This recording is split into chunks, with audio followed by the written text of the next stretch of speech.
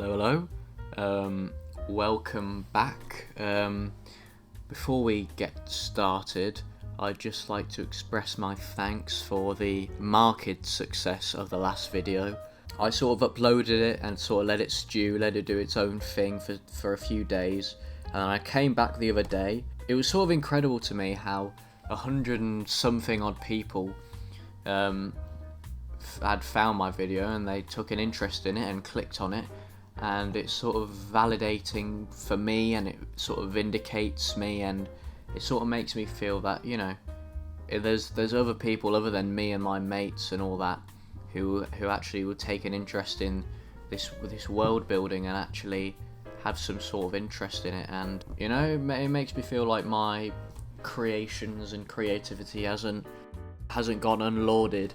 Not that I'm suggesting that it should be the epicenter of everyone's thoughts when they're thinking of world building, but it's just a very nice sort of thing that's happened to me, and I just want to, you know, extend my sincere thanks to all the people who watched that, and the people who liked it, and the people who commented on it.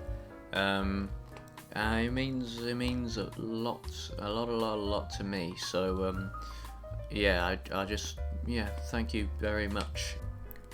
Okay, without further delay then, let's just jump right into it.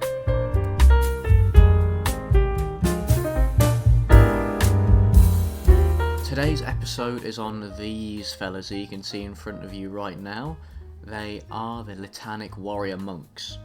So, just so you don't get all confused with jargon and specialist lexis and all that stuff, I'll give a little bit of background. So the Litanic Warrior Monks are a part of a religious organisation which is a subgroup of the Alarician sect, which is pretty much the largest religion going at the time of their existence. So the Alarician sect was founded by Cardinal King Alaric, who was a pretty legendary figure in the history of all of Krenstam, which is the name I've currently landed on for the world, or this region of the world. So he was the king of Breisgau, whilst also being the founder of the Alarician sect, which is why it's named after him. So the Litany of Saints, as it's called, is the name of this militant organisation which is a part of the Alarician sect. It goes around and they sort of hunt the heathens and the members of the recusancy who didn't join the Alarician sect during its formation, and they've all got these curses and afflictions, and there is a reason for this. They take these in their stride because the method by which they gain these, it also increases their power. So I'll get into that method later, but at the minute it's just sort of, they do something and it gives them more power at the cost of them looking all horrible and disfigured. So, you know, if you look at his leg, his one arm is very long, his skin is peeled off around his forearm and all of his chest area, and his upper arm is all just exposed muscle, and their faces, which you can't see, are just completely horrible to look at. So the sort of creative origins behind it is twofold. So, you know, one of it is sort of like playing into the archetypes. What kind of fictional religion doesn't have that sort of corrupt, hypocritical part of it? That's what the Litany of Saints sort of fills the role of. And as well as this, I was reading up on the Sengoku Jidai, and I was reading about Oda Nobunaga, this great conqueror. Nothing could stop him. He was steamrolling all of Japan until he met with the monks of the Ikoiki, and they were able to stop him just because they were that skilled. And, you know, these people were a real thorn in his side for a long while, and so that was another part of their inspiration. So it was archetypical but also based loosely off of the Ikoiki. So here's the sort of picture that I've shown you. As you can see, their garb is sort of rugged. It's sort of threadbare. It kind of shows their sort of claims to humility, but then they've got really nice, very well made hoods, and they have these hoods because they don't want people seeing their heads and their faces even though most will never ever see a member of the litany ever, because they sort of stay in their monasteries. So they've also got these malformations, as I said earlier, and these are because of cannibalism. So in this world, there is a power in consuming the flesh of others. So whenever the Litanic warrior monks go out on an expedition, they don't kill their targets on the spot. They will sort of keep them, they'll bring them along with them, and then they'll sort of dice them up and cook them up back at their monasteries. So whilst this does give them greater power and that sort of thing, it gives them these monstrous growths and all of these things. So, you know, if you look at them, they've sort of got that mask as well. So they don't want people to see sort of how they gain their power. It's because of cannibalism, and everyone knows in the world what cannibalism brings. So I've got a few items that I've sort of written descriptions for, which I think sort of set the tone, sort of give you an idea about the monks, their culture, all of that sort of stuff. I'll play those now. I think it's the pious sword spear and the holy steel plates, which is their armour. One of the weapons used by the warrior monks of the Litanical monasteries, the keen edge is ideal for dicing and julianing heretics and heathens. These weapons are of an unknown origin, as they bear no resemblance to any of the forgeries of this world.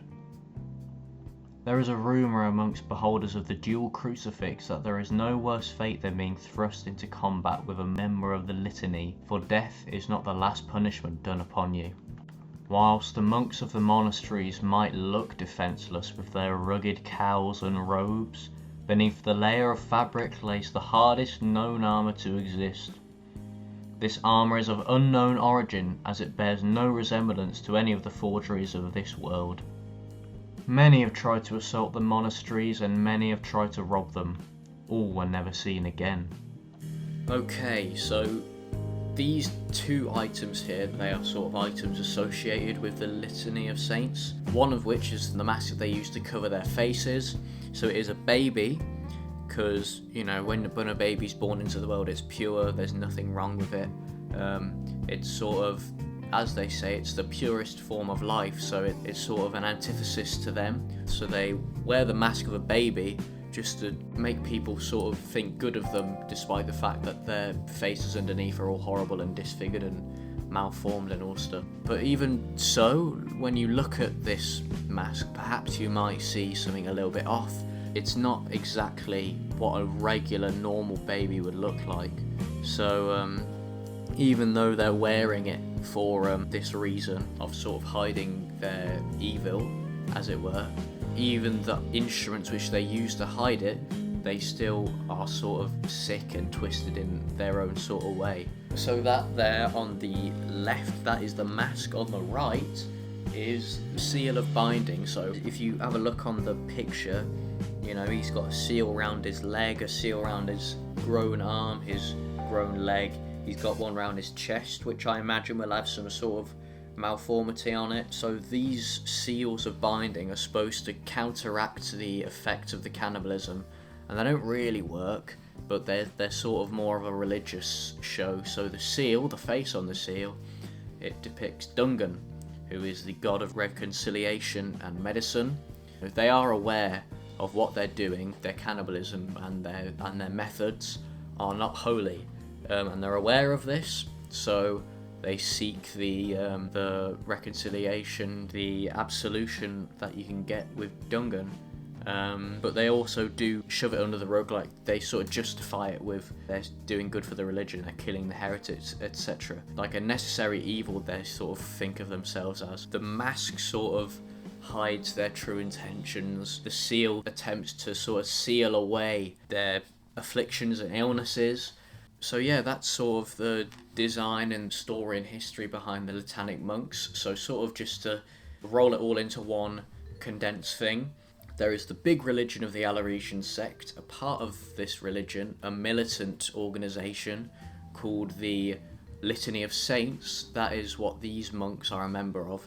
So the Litanic monks, they'll go out when they are summoned by the cardinal to war, to battle, and they won't kill their enemies, but they'll bring them back with them to their monasteries. Then they'll cook them up and eat them to gain power, as cannibalism brings power in this world. However, the trade-off of the power, it gives you all these illnesses, these diseases and malformations.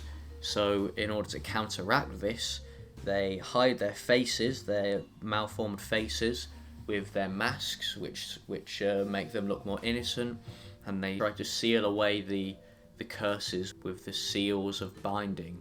So that's sort of the long and short of their kind of concept. So I'm going to end this video with another item description like I did the last one. It sort of gives you a little bit more of a peek into the culture and history of Breisgau. So yeah, I'll play that for you now. This swirling mass of black energy is not what it seems. Whilst the untrained eye might take it to be a vestibule of Dinis void, one who uncovers the uncomfortable truths of Breisgau city could identify it in an instant.